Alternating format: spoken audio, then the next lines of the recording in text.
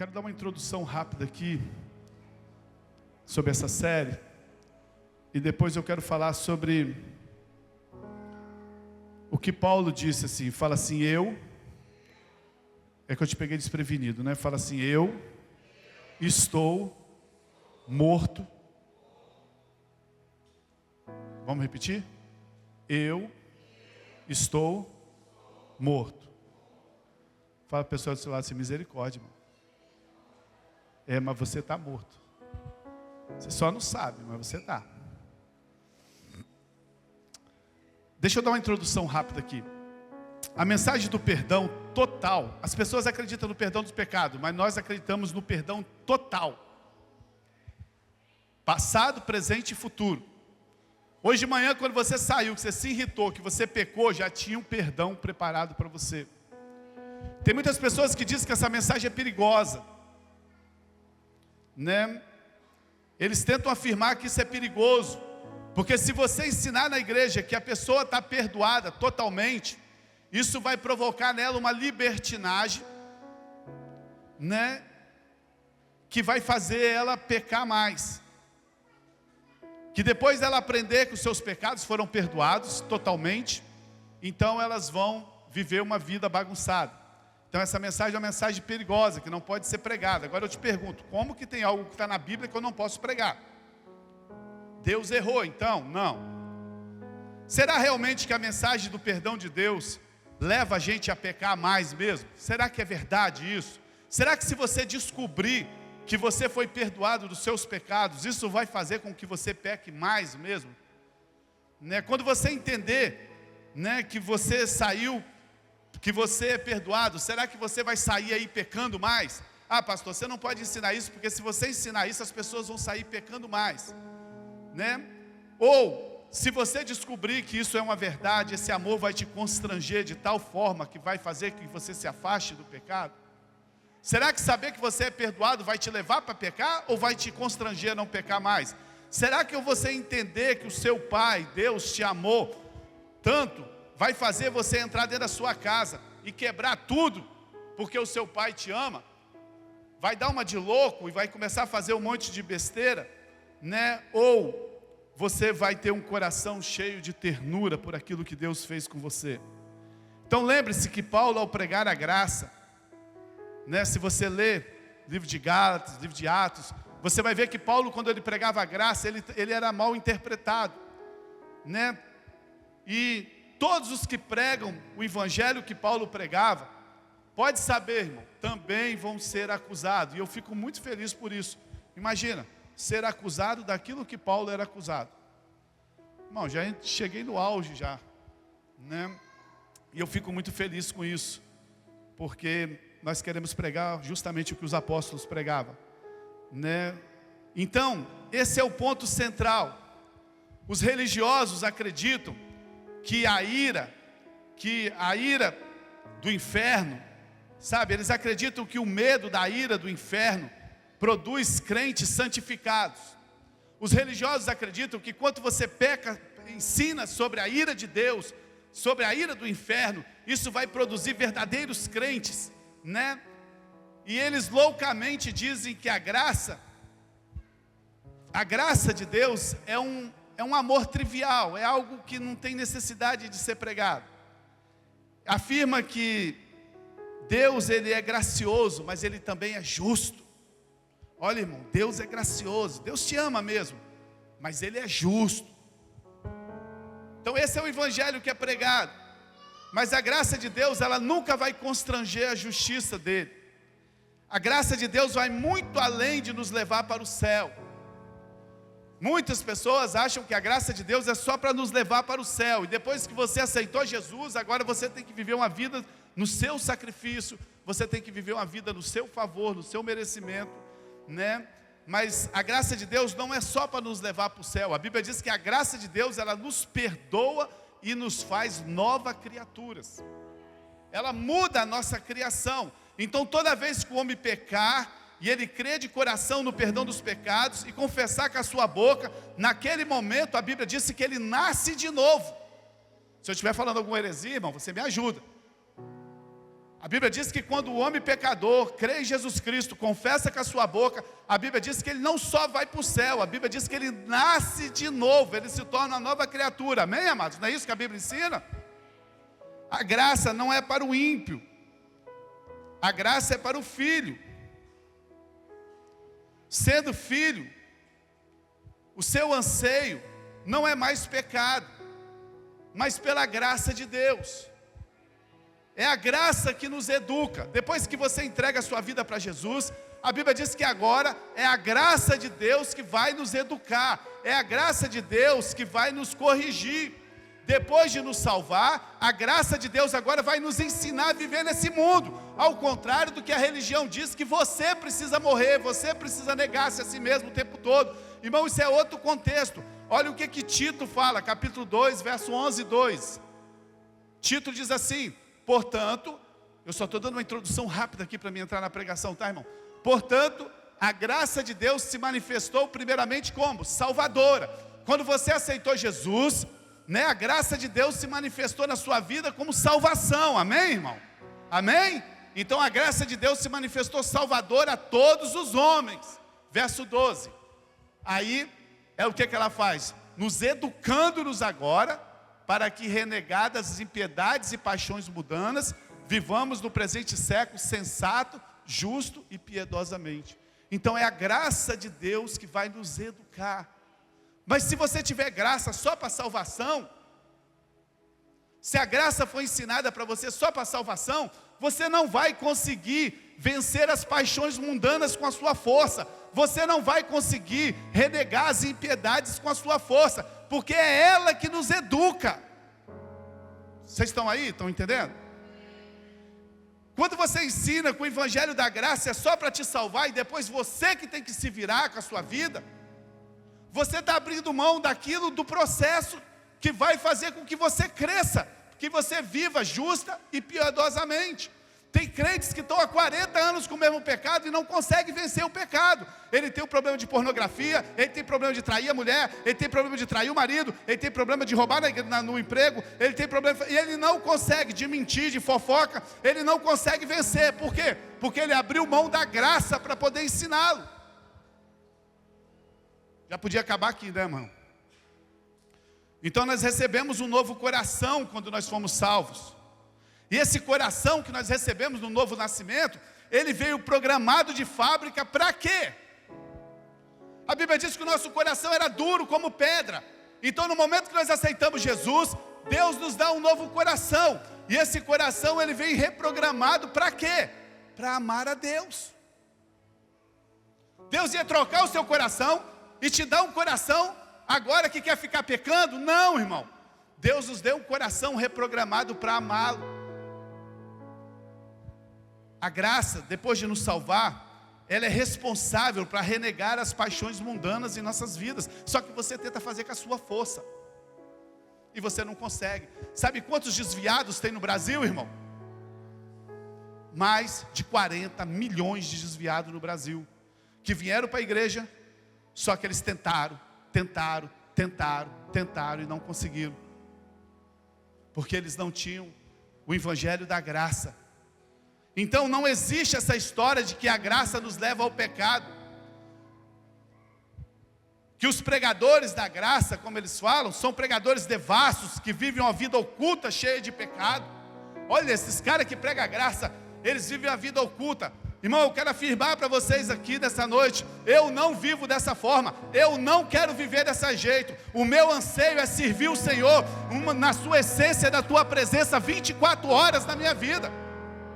Esse é o anseio da minha vida. Às vezes as pessoas falam assim: pastor, só o senhor que prega lá na igreja? Eu falei: não, eu tenho mais uns 2 ou 3 que pregam também, mas só vocês só. Por quê? Porque eu passo 18 horas do meu dia pensando em igreja. Quando eu vou dormir, eu ainda sonho com igreja.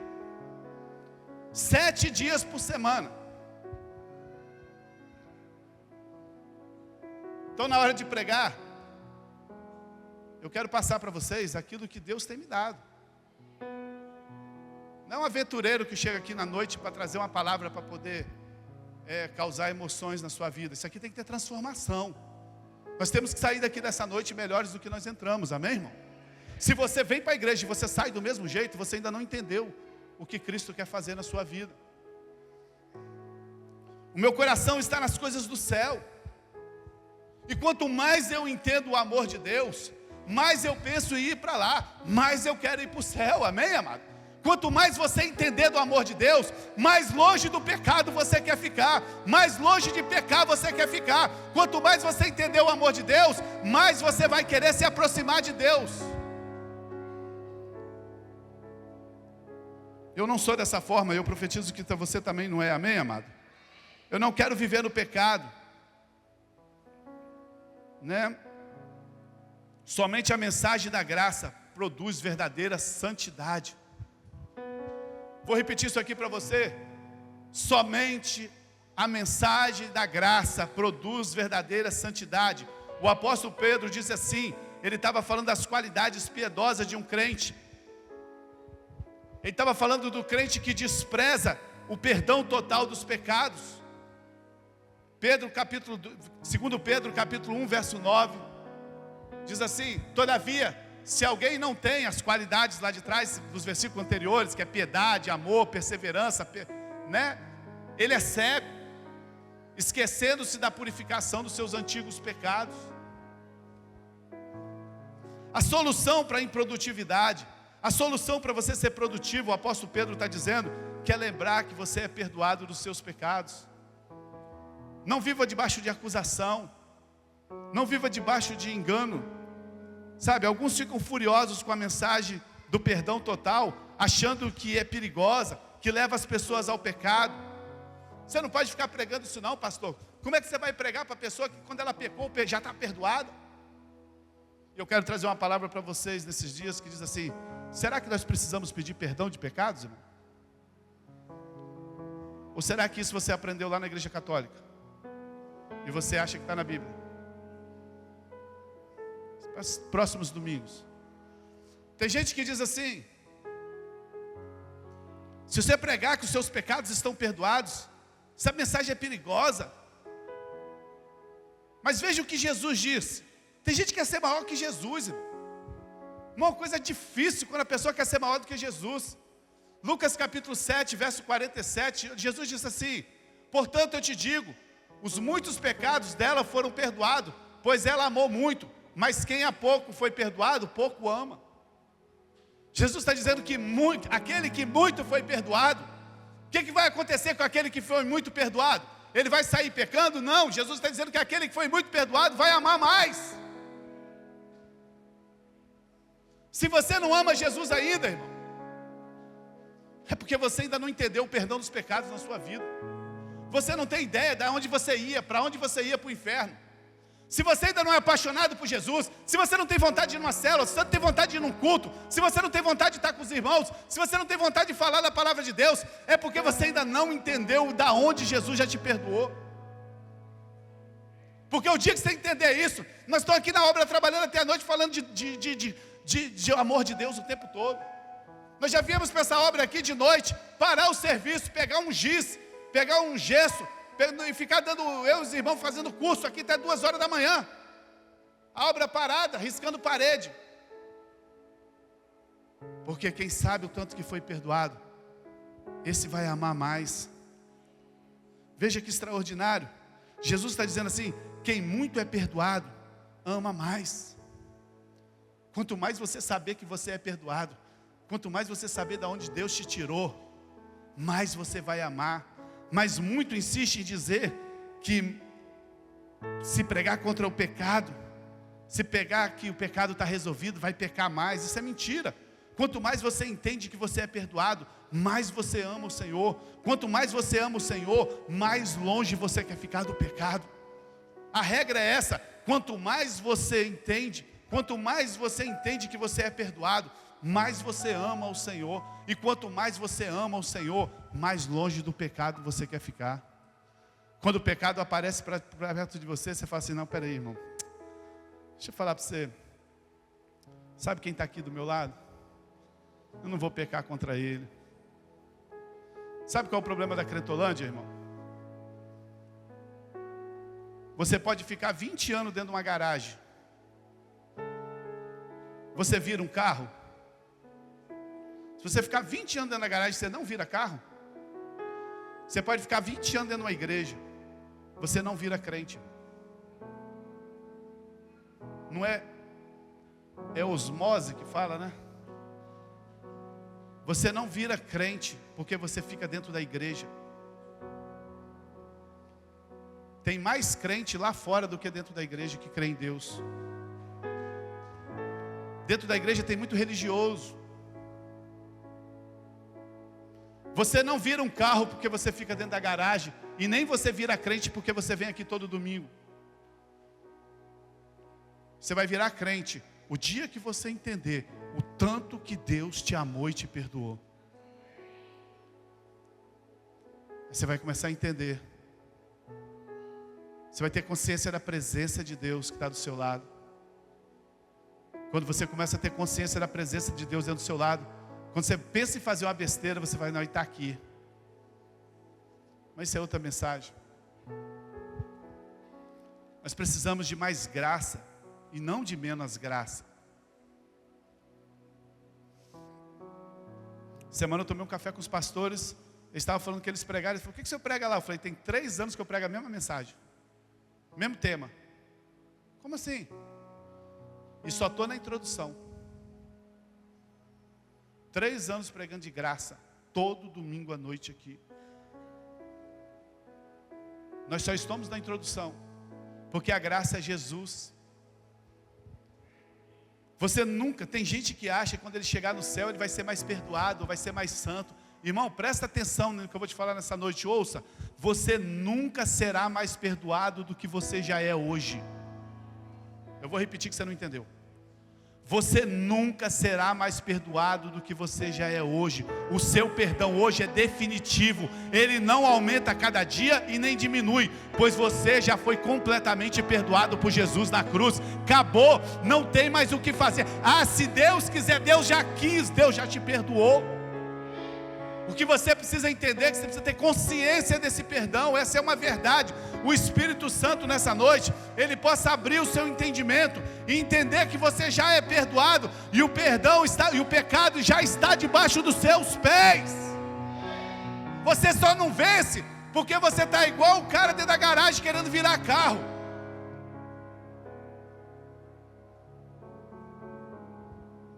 Você ressuscitou com Cristo.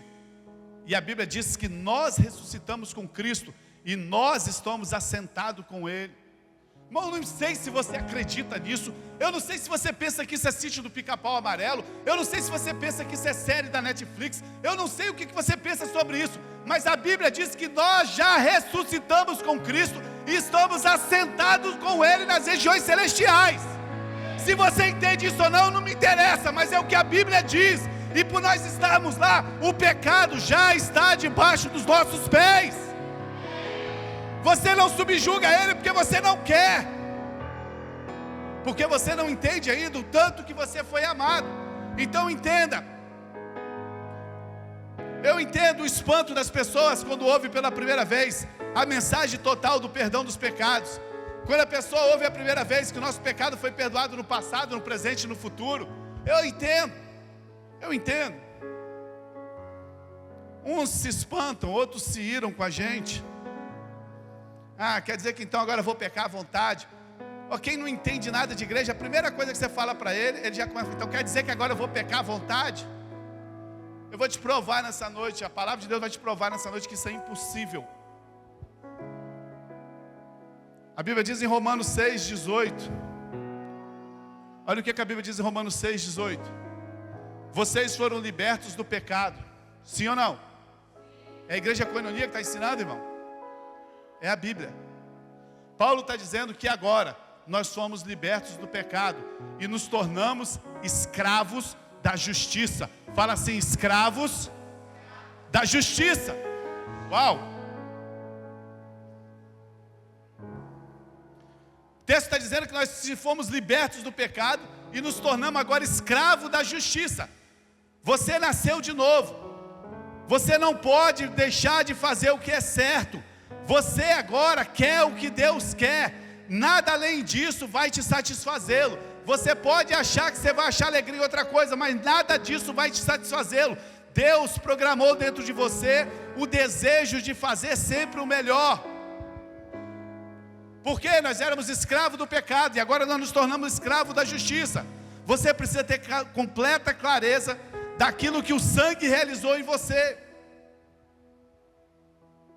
Isso tem que trazer em você entusiasmo, sabe? Pelo perdão do que Deus fez por nós. Não podemos deixar de falar dessa mensagem. Sem ela não existe vida abundante. Não existe vida abundante sem a mensagem da graça, do perdão dos pecados. Deus te fez nova criatura. Deus nos fez agora uma nova criatura. O Evangelho é a mensagem mais inteligente. O Evangelho é a mensagem mais bonita e extraordinária que jamais foi contada. Não há nada perigoso no Evangelho. No Evangelho só existe soluções. Com essa introdução eu quero começar a pregar nessa noite agora.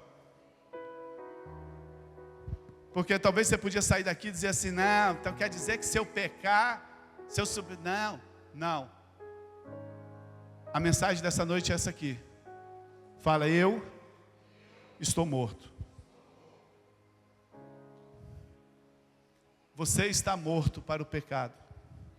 Irmão, se você entende ou se você não entende, peço o Espírito Santo para te dar clareza nessa noite, porque a Bíblia diz que nós estamos mortos para o pecado. Mas quando nós fazemos isso, a primeira pergunta que vem na cabeça do religioso é o seguinte: por que eu devo me preocupar em ter um comportamento correto, se Deus já garantiu o pecado de tudo que eu fizer de errado, até mesmo do futuro? Por que eu devo me preocupar e me santificar, se eu já tenho um seguro contra o inferno? A primeira pergunta de quem você ensina o Evangelho da Graça é ele dizer assim: para que eu vou então me preocupar com isso, se eu já tenho o perdão total? O medo de ir para o inferno é a única coisa que impede um monte de crente de ficar atolado, de não ficar atolado no pecado. Eu vou repetir isso devagar para você, olha aqui para mim. O medo de não ir para o inferno é o único motivo que impede um monte de cristãos de não ficarem atolados no pecado. Porque se ele soubesse que tomar uma birita, se ele soubesse que fazer isso, ou fazer que não levasse para o inferno, é o medo de não ir para o inferno que impede um monte de gente de não viver atolado no pecado. As pessoas se chateiam quando ouvem as nossas mensagens. Pastor, a sua igreja é legal, mas as suas mensagens não têm ameaças nenhuma. Eu já ouvi tantas palavras do Senhor, mas não tem nenhuma ameaça. O Senhor nunca está ameaçando as pessoas. Por quê? Romanos 5:20. Romanos 5:20. A lei foi introduzida para que a transgressão fosse ressaltada. Mas onde aumentou o pecado, transbordou o quê? Aonde aumentou o pecado, o que aconteceu? Superabundou a graça. Se aqui tem pecado, o que nós temos que pregar? Graça. Porque aonde teve pecado, superabundou graça. É por isso que as nossas mensagens não têm ameaça. Porque o apóstolo Paulo diz assim: a lei foi introduzida para que a transgressão fosse ressaltada. É por causa da lei que as pessoas conhecem o pecado. Mas onde o pecado aumentou, transbordou a graça de Deus, amém? Paulo faz essa afirmação bombástica, irmão. Paulo faz a mesma pergunta que aqueles desprezadores da graça fazem quando ouvem as boas novas do Evangelho. Pode saber, toda vez que você for pregar o Evangelho da graça para alguém, alguém vai dizer assim: então, quer dizer que eu posso pecar à vontade? Quem já ouviu isso, levanta a mão. Se você não ouviu isso, é porque você ainda não pregou o Evangelho da Graça. Porque o dia que você pregar, a primeira coisa que você vai ouvir: então quer dizer que eu posso pecar à vontade? Aí Paulo trouxe a resposta. Romanos capítulo 6, de 1 a 4. Presta atenção nesse texto aqui. Nós vamos estudar hoje que nós estamos mortos para os pecados. Romanos 6, de 1 a 4. Que diremos então? Olha só o que Paulo disse. Aonde teve pecado, teve mais graça. Onde abundou o pecado, superabundou a graça. Não é isso que Paulo estava falando no outro versículo? Aí ele diz assim, que diremos então? Né, que o pessoal pergunta. Continuaremos pecando para que tenha mais graça? Se aonde aumentou o pecado, superabundou a graça, então vamos pecar mais para ter mais graça. Aí Paulo responde para os Cretolândia. De maneira nenhuma. Nós que morremos para o pecado, como podemos continuar vivendo nele? Acabou não. Ou vocês não sabem que todos nós fomos batizados em Cristo quando fomos batizados na sua morte? Paulo está dizendo aqui para mim, olha aqui, todo mundo que aceitou Jesus morreu com Ele. Acredite ou não, morremos com Ele. Portanto, fomos sepultados com Ele na morte por meio do batismo, a fim de que, assim como Cristo ressuscitou dos mortos, mediante a glória do Pai, também nós vamos viver uma vida cheia de pecado, é isso? Não, também vivamos uma novidade de vida. Aleluia! Aonde abundou o pecado, superabundou a graça. Então quer dizer que nós podemos pecar? Paulo diz assim, que diremos, pois? Permaneceremos no pecado? De forma alguma. Nós que estamos mortos para o pecado, como viveremos ainda nele? O mais interessante aqui são as razões que Paulo apresenta para não permanecermos mais no pecado. Olha só, ele não diz assim, que nós devemos parar de pecar, porque nós vamos perder a salvação. É isso que Paulo falou? Não. Hoje os líderes ensinam assim, irmão, se você continuar pecando assim, você vai perder a salvação. Mas Paulo não fala isso. Paulo não diz assim, olha, se você continuar pecando assim, Deus vai mandar pragas, castigar você. Sabe por que aconteceu isso com você? Por causa de pecado, Deus mandou, pesou a mão. Não, Paulo não está falando nada disso. Paulo não disse assim, se você continuar pecando, Deus vai ficar irado com você. Não, Paulo não falou nada disso. Nem tão pouco, Paulo diz assim, você vai ficar no pecado? Então você vai ficar 4 meses no banco, você não vai ceiar, fora da comunhão com Deus. Eu tenho irmão aqui dessa igreja aqui, irmão. Tem filhos aqui nessa igreja aqui, que ficaram 10 meses sem poder ceiar na igreja deles. 10 meses. Paulo não disse nada disso. Paulo não fez nenhuma ameaça. Paulo não ameaçou nada. Quer dizer que Paulo não falou nada. Ele apenas pergunta em Romanos 6,2. Coloca Romanos 6,2 para mim. Ele apenas fala assim, de maneira nenhuma, nós que morremos para o pecado, como podemos continuar ainda nele? Ele faz uma pergunta. Nós morremos para o pecado. Paulo está dizendo, nós fomos crucificados, sepultados, e a Bíblia diz que nós ressuscitamos com Ele, e nos tornamos uma nova criatura, e agora nós vivemos em novidade de vida. Agora ouça isso agora. Jesus não morreu apenas pelos nossos pecados. Esse é o problema dos crentes. Quando você pergunta para eles assim, Jesus morreu para quê? Jesus morreu para perdoar os meus pecados. Sim ou não? Sim, mas não foi só por isso. Paulo está dizendo ali que Jesus morreu não apenas para perdoar os nossos pecados, mas Ele também morreu para providenciar uma morte para nós. O texto está dizendo que nós morremos com Ele. Ele morreu para que eu e você também pudéssemos morrer. Então é absolutamente vital que você creia que você está morto para o pecado. Mas por que eu continuo pecando? O seu velho homem já morreu.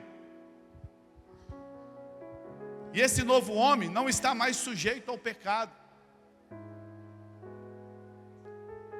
O problema é a crença errada.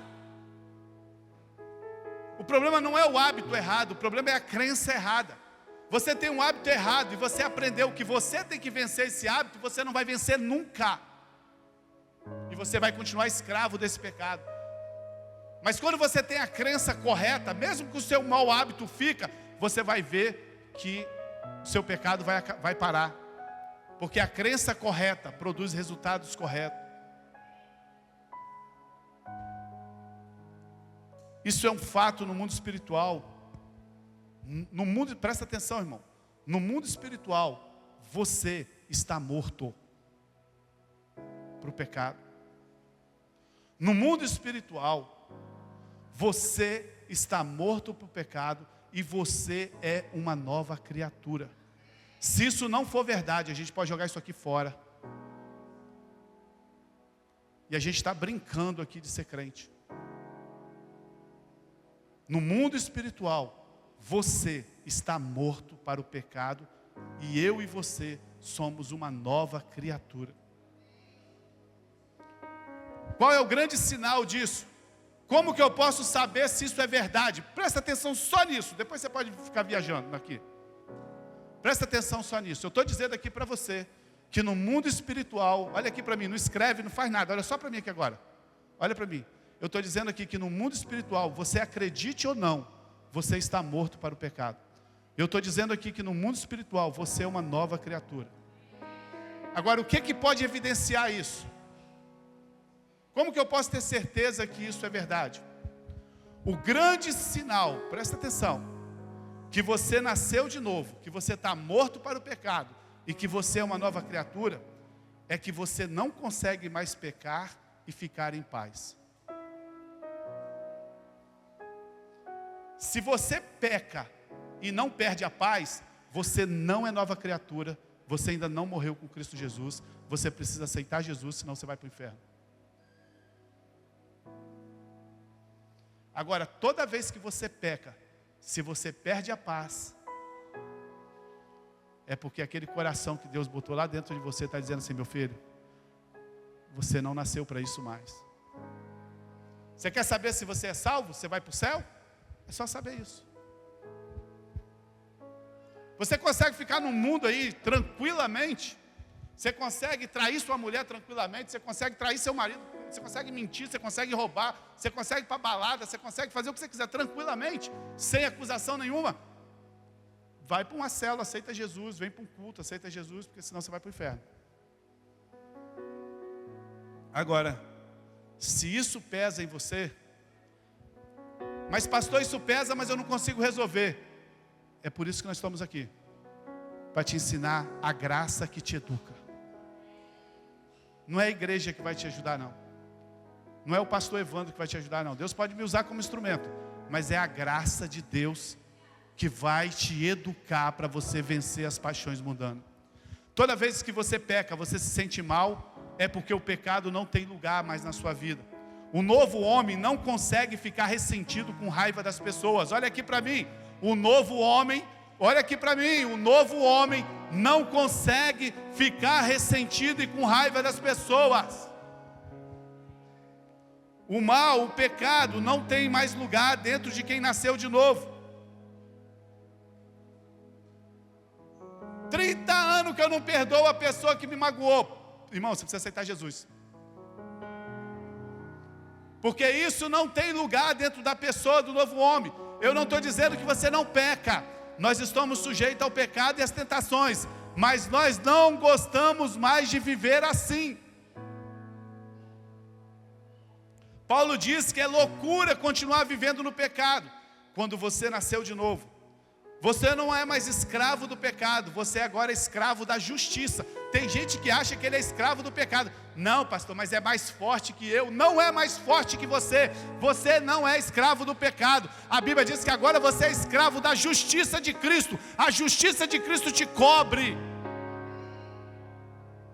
Você não é mais escravo do pecado. Antes de aceitar a Cristo, você não conseguia perdoar ninguém. Mas agora, mesmo que você fique com raiva, mas daí uns dias você vai lá, rapidamente perdoa. Todavia, se você insistir em guardar a mágoa, se você insistir em não perdoar, vai ser tão ruim para você, que você não vai conseguir viver, você não vai conseguir suportar a angústia de viver com aquilo dentro de você. Tem gente que prefere o perdão, irmão. Não é para a pessoa, o perdão é para você. Não pense que quando você vai... Não, mas o cara quebrou meu violão, eu vou perdoar ele? Sim, porque senão ele nem lembra que quebrou o seu violão. E você vai ficar angustiado o resto da vida. Porque você é uma nova criatura. É assim, porque agora você é escravo da justiça. Romanos capítulo 6, versos 17 e 18. Romanos 6, 17 e 18 diz assim: mas graças a Deus, porque embora vocês tenham sido escravos do pecado, passaram a obedecer de coração a forma de ensino que lhe foi transmitida. Vocês foram libertos do pecado e se tornaram escravos da justiça. Tem escravos da justiça aqui nessa noite, amém? Você pode dar uma salva de palmas para o Senhor? Enquanto eu tomo a água aqui.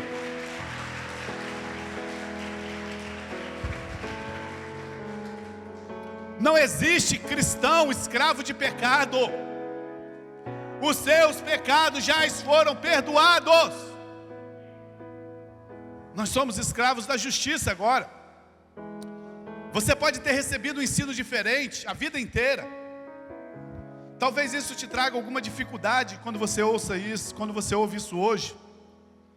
Mas fique com a palavra de Deus, irmão. Vá aos poucos jogando fora o ensino da velha aliança, o ensino de Moisés. Absorva o ensino da nova aliança. A grande verdade agora é que você morreu para o pecado. Irmão, você morreu para o pecado. Você tem que sair daqui nessa noite consciente disso. Quando o pecado aparecer para você, fala: caramba, deixa eu falar, cara, eu já morri para você. Sai fora. Talvez você ficou a vida toda dentro de uma garagem querendo virar carro e não virou, dentro de uma igreja querendo virar crente e não virou. Mas nessa noite o Espírito Santo está te transformando em filho, com entendimento. Você morreu para o pecado. Quando o pecado aparecer para você, quando você sair daqui, fala: ei, dá linha, irmão, eu já morri para você. Agora olha isso aqui. Muitos cristãos têm uma visão tola em relação ao pecado. Eles pensam, fala a verdade, às vezes você vai falar de Jesus para uma pessoa, ela fala assim: não, eu gosto de Jesus, vou na igreja? Não, eu vou, mas agora não. Quando eu tiver velho eu vou. Quando eu tiver velho eu vou para a igreja. Porque agora eu quero zoar o plantão, Red Bull, noitada. Quando eu tiver velho eu vou para a igreja. Porque muitas pessoas têm uma visão tola de igreja, porque elas acham que a igreja é uma prisão. Adolescente, vou para a igreja, então não vou beijar na boca, não vou.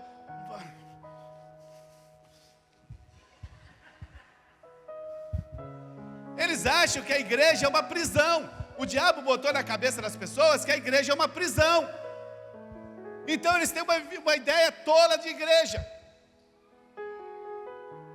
Uma prisão que impede os crentes de pecarem. E que o pastor,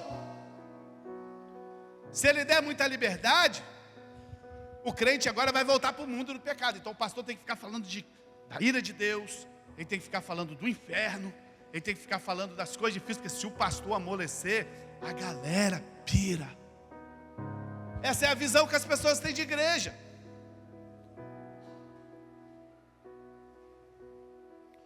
Essa é uma visão mundana, que está dentro das igrejas. Aqui não, lá no Mar Morto. Mas tem.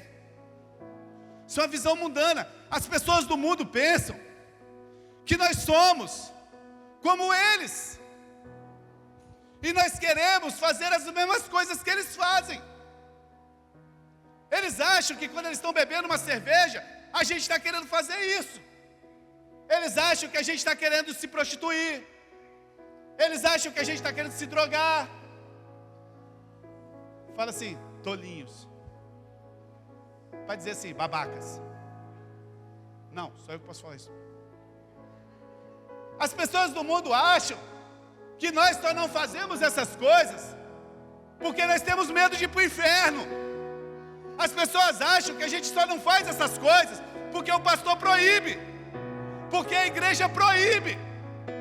Eles estão com um monte de vontade. E tem crente dentro da igreja que está cheio de vontade de fazer essas coisas, mas não faz porque acha que vai para o inferno. Isso é uma visão mundana. Dizem que não fazemos porque o pastor prende na igreja, e a igreja é uma prisão.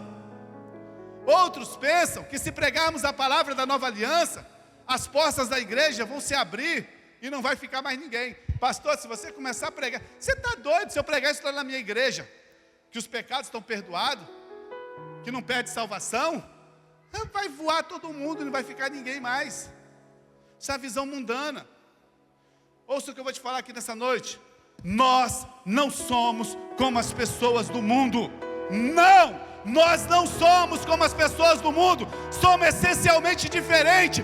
Temos natureza diferente. Temos anseios diferentes. O nosso coração é inclinado para o Senhor e não para fazermos a vontade do mundo. Por quê? Porque nós já morremos para o pecado.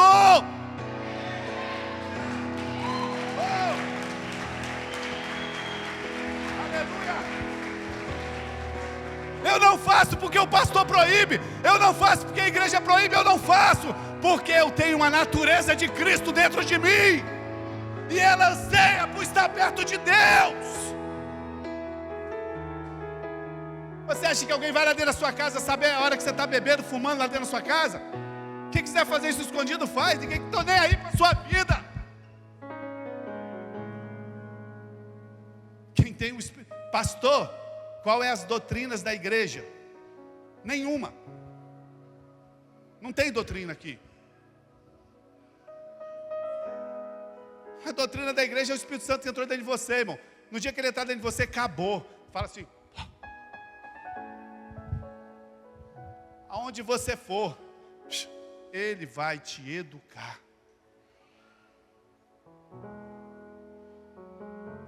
Que isso? Visão mundana.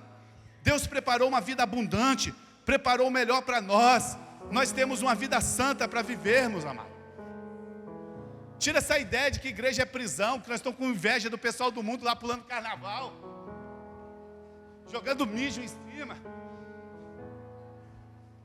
Aí chega amanhã o cara no serviço, para trabalhar na segunda-feira. Aí o cara fala assim: e aí, como é que foi seu dia? Foi esse final de semana? Rapaz, maravilhoso. Ai, o que foi? Rapaz, tomei todas, irmão. Estou com a dor de cabeça. Vomitei, mas ó, foi top. Faça-me o favor, irmão. Faça-me o favor. Se eu te falar como é que foi meu final de semana e como vai acabar ele, irmão, cara, tem que ser milionário para viver o que eu vivi. Que é a graça de Deus sobre as nossas vidas. Passar o final de semana lá da sua família, com seus filhos. Tem dinheiro que paga isso não, irmão. Em paz, consciência tranquila, dormir em paz, acordar em paz. Tomei todas. Efésios capítulo 5, verso 3. Já estou acabando, irmão. Efésios 5, 3. Entre vocês, olha aqui o que Paulo está falando, irmão. Entre nós não deve haver sequer menção de imoralidade sexual, como também de nenhuma espécie de impureza, de cobiça, pois essas coisas não são próprias para os filhos de Deus. Colossenses 3,12. Portanto, como povo escolhido de Deus, tem povo escolhido de Deus aqui, irmão? Amém? Santo, amado, revistam-se da profunda compaixão e bondade, humildade, mansidão e paciência. Isso aí, Anthony, ajuda o pastor. Acho que nós estamos aqui com inveja de pessoas de mundo, irmão. A base de tudo isso é o fato que nós fomos libertos, que nós morremos para o pecado. É óbvio que existe consequência para o pecado, irmão. Se você colocar a mão no fogo, ela vai se queimar, irmão. Pecados produzem consequência, mas Jesus levou sobre si as maldições do pecado. Não espere que Jesus te livre das consequências naturais dos seus atos, mas saiba que não existe mais maldição, porque Ele levou todas na cruz. Ouça isso aqui: consequências naturais e maldições são duas coisas diferentes. Uma consequência natural de um roubo é que a pessoa vai ser presa. Mas as maldições que vêm sobre o que rouba, os seus filhos se tornarem ladrões, os seus netos mendigar o pão, que era lá na lei, isso acabou, irmão. Ah, minha bisavó morreu de câncer, minha avó morreu de câncer, minha tia morreu de câncer, minha mãe morreu de câncer, eu também vou morrer de câncer. Minha tataravó separou, minha bisavó separou, minha vovó separou, minha mamãe separou, eu também vou separar. Esquece, irmão. Essas maldições já foram quebradas na vida do cristão. Pegar essas curas de libertação que faz nesses encontros e já botar tudo no fogo naquela cruz, essas mensagens.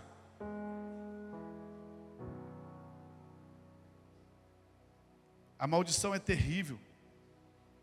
Por isso, Cristo nos resgatou da maldição. Gálatas capítulo 3, verso 13. Muitos ainda estão com medo de perderem salvação e terem caído no pecado. Tem gente que pensa que perde salvação, irmão. Como que isso é possível?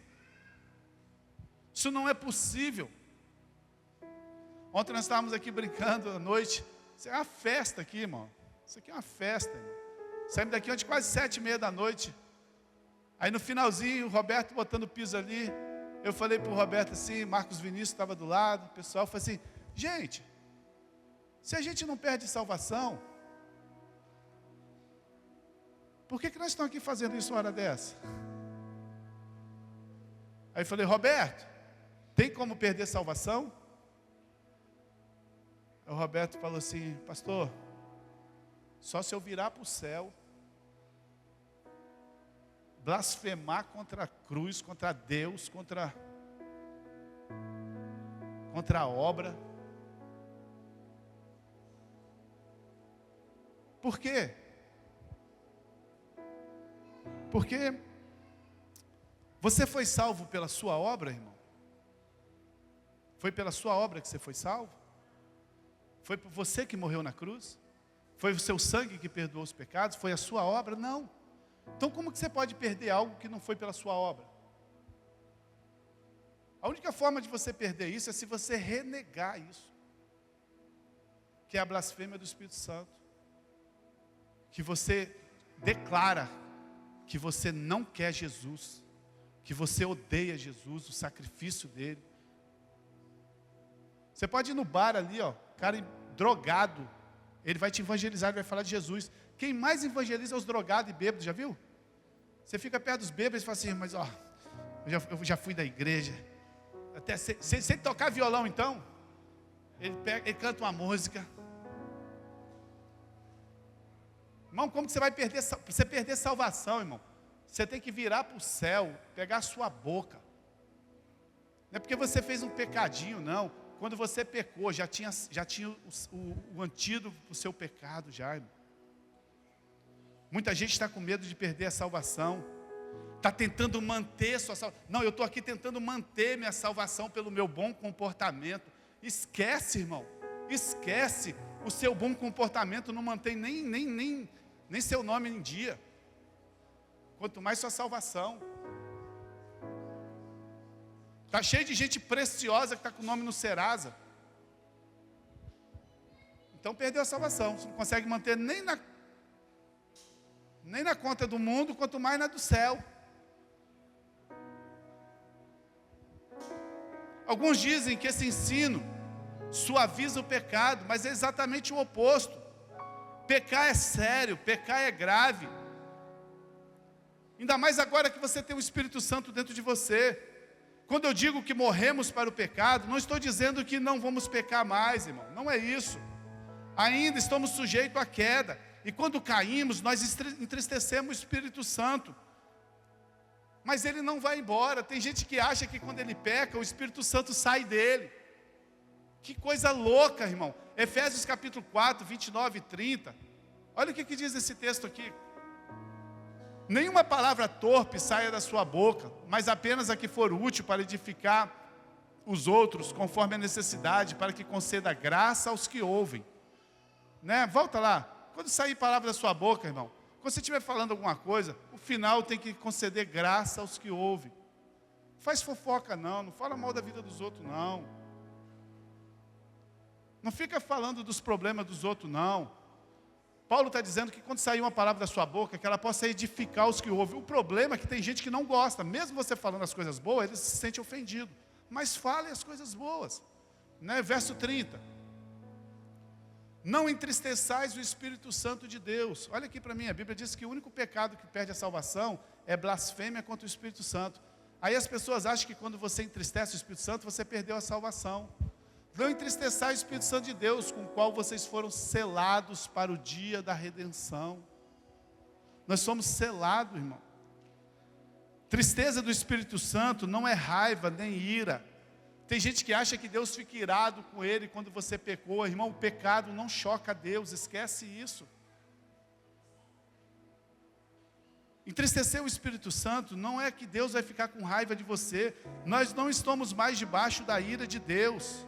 A ira de Deus, ela vai vir, mas ela não vem sobre os filhos de Deus. Romanos 5:9. Depois eu vou te falar do Espírito Santo. Romanos 5:9. Como agora fomos justificados pelo seu sangue, nós fomos feitos filhos. Muito mais ainda, por meio deles, seremos salvos da ira de Deus. Não tem ira de Deus para os filhos de Deus. A outra expressão muito justificada, que ensina o ensino errado, é Tessalonicenses 5,16. Eu estou acabando agora. Tessalonicenses 5,16, sim. Olha só o que Paulo fala. Alegre-se sempre. Orem continuamente. Paulo está falando, alegre-se sempre. Orem continuamente. Dei graça em todas as circunstâncias, pois essa é a vontade de Deus para vocês em Cristo Jesus. Não apaguem o Espírito Santo. Está vendo? A gente perde a salvação, porque a gente pode apagar o Espírito Santo. Mas o original aqui não é apagar, é abafar. O texto vai nos dando uma série de instruções, né? E quando nós impedimos a expressão de Cristo em nós, estamos abafando o Espírito Santo em nossas vidas. Não é como apagar o fogo, nem como desligar a luz, é como cobrir uma luz, abafar. Você pega a luz aqui, ó. O texto está dizendo isso aqui.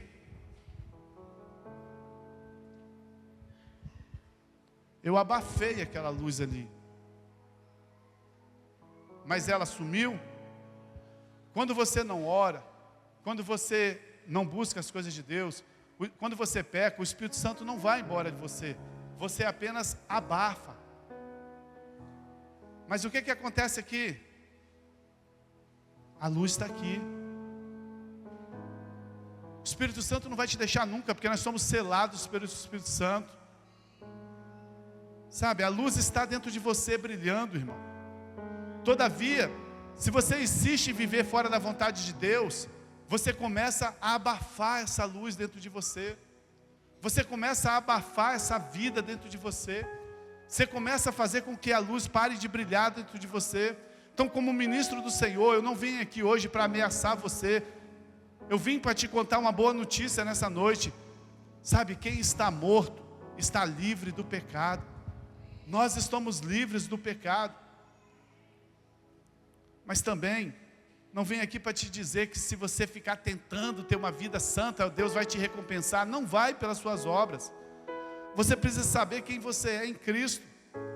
Você precisa saber que você agora é uma nova criatura, que você é filho de Deus, você é santo. Sabe, Cristo morreu com você nas regiões celestiais e te transformou uma nova criatura. Você é santo, sabe, siga em frente, vai, viva conforme a sua natureza a partir de agora. Sabe, o Filho de Deus vive de acordo com a natureza deles. A partir do momento, sabe, que você sabe quem você é, a partir do momento que você começa a crer, sabe, Deus, Ele vem em direção à sua vida. Você começa a viver uma vida santa, você começa a viver uma vida abençoada, sabe, você começa a viver uma vida cheia de graça e de alegria. Você sabe como é que eu queria chamar o Ministério do Louvor, a gente já está terminando. Você sabe como é que a borboleta se torna borboleta? Todos nós sabemos. A borboleta, ela passa no casulo ali, e ela se torna uma nova criatura. ela era uma largata que virou uma borboleta linda. É mais ou menos isso que aconteceu com a gente. A gente era aquela largata asquerosa que vivia no pecado, que sentia prazer nas coisas do pecado. Mas a Bíblia diz que Jesus morreu por nós, nós morremos com Ele e nos tornamos nova criatura. De uma certa forma, nós viramos uma borboleta. Agora, você já viu aquela borboleta linda? Aquela borboleta maravilhosa que ela está voando.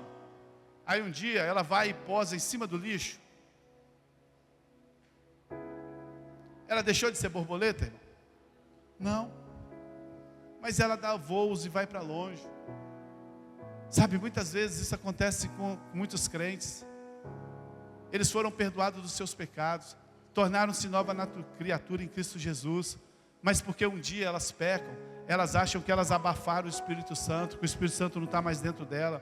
A mensagem da graça produz milagre do novo nascimento. A mensagem da graça transforma as pessoas. Essa mensagem é poderosa para libertar o homem do pecado. Você nunca será liberto do pecado sem a mensagem, sem o entendimento da graça. Você nunca será liberto do pecado se você não entender o que Cristo fez por você, o tanto que Ele te amou.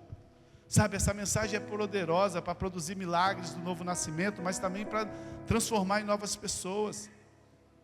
Alguns dizem que nós precisamos moderar a mensagem da graça. Como assim? Você prega a mensagem da graça todo domingo? Como assim você prega que os pecados estão perdoados? Como assim que a pessoa não perde mais salvação? Se você continuar fazendo isso, ninguém mais vai querer vir à igreja, vai todo mundo bagunçar. Inclusive, queria te convidar você a ficar de pé, que eu estou encerrando. Eu sei que a grande maioria talvez não vai ter tempo, mas eu queria pedir você, fica de pé e olha para mim. Eu queria pedir por você, nesses 3 anos que nós estamos ministrando sobre graça, eu queria que, se você quiser botar nome ou não, fica à vontade. Pode ter certeza que só vai ser público se você permitir. Eu queria que você escrevesse o que Deus fez na sua vida, irmão.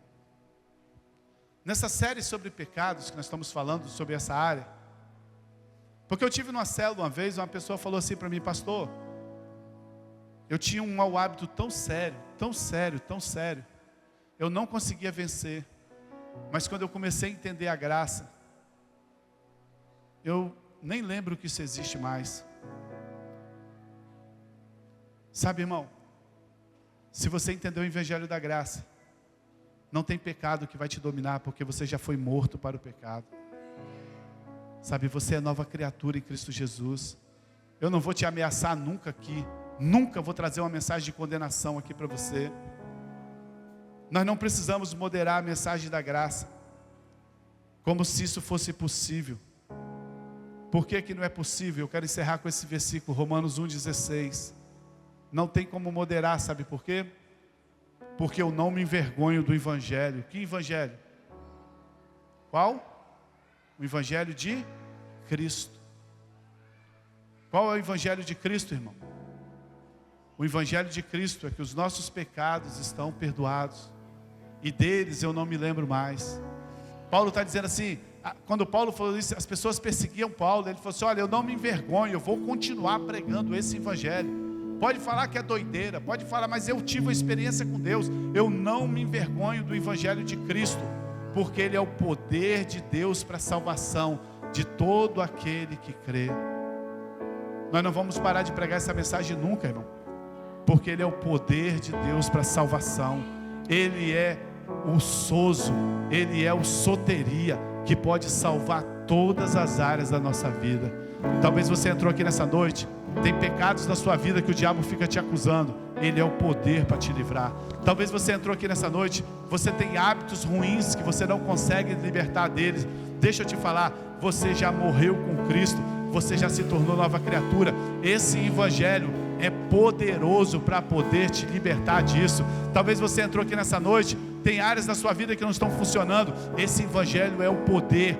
Tudo que você precisar. Você não precisa de psicólogo, você não precisa de psiquiatra, você não precisa nada disso. Você precisa de um fisioterapeuta para botar seus ossos no lugar. Mas deixa eu falar para você, você não precisa dessas coisas, sabe por quê? Porque o evangelho de Deus é o poder de Deus para todo aquele que crê. Não importa a área da sua vida, Jesus morreu e Ele nos levou com Ele na sua morte, e Ele ressuscitou e nós estamos assentados com Ele, e o pecado agora está debaixo dos nossos pés. O pecado não domina mais as nossas vidas. Nós não somos mais escravos do pecado, nós somos escravos da justiça.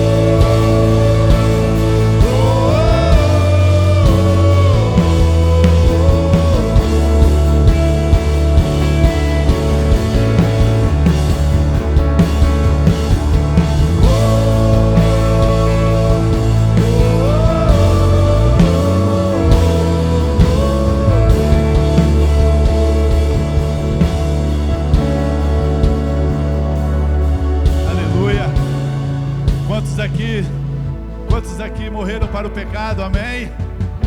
Aleluia, saia daqui nessa noite pisando nele, porque ele já está morto, ele já está crucificado. Você já vive nas regiões celestiais em Cristo Jesus. O pecado está debaixo dos seus pés. Ele não tem mais domínio sobre você, porque o pecado, diz Paulo, não terá domínio sobre vós, porque não estamos mais debaixo da lei, mas estamos debaixo da graça de Deus. É a graça de Deus que nos liberta, é a graça de Deus que nos fortalece. O pecado não terá domínio sobre vós. Aleluia, aleluia. Oh Pai, nós te agradecemos. Coloque a mão no seu coração nessa noite. Fale: eu sou perdoado de todos os meus pecados. Não há acusação contra mim. Fale para você mesmo: não há condenação contra mim. Eu sou filho justificado. Eu sou justo.